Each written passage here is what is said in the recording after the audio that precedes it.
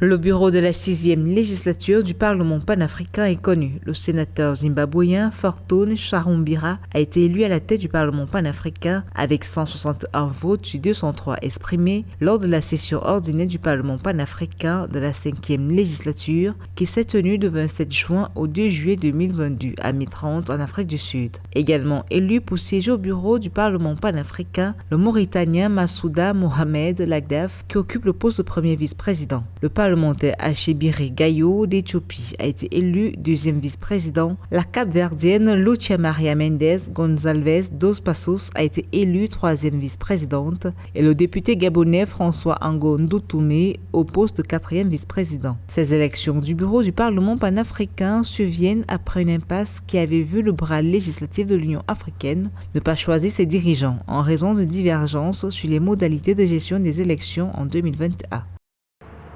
Dans un communiqué publié le 26 juin 2022, le président de la Commission de l'Union africaine, Moussa Faki Mahamat, a exprimé sa préoccupation face au traitement qu'il juge violent et dégradant des migrants africains qui tentent de traverser une frontière internationale du Maroc vers l'Espagne. Le communiqué fait suite au drame du 24 juin 2022 à Melilla et à Nador. Ce jour, des centaines de migrants africains ont tenté de passer la frontière entre le Maroc et l'Espagne. Et les heurts entre les migrants et les forces de l'ordre ont fait 23 victimes et de nombreux blessés. L'Union africaine appelle à l'ouverture d'une enquête sur la tragédie. L'institution panafricaine rappelle également à tous les États leurs obligations en vertu du droit international qui voudrait que tous les migrants soient traités dans le respect des droits humains.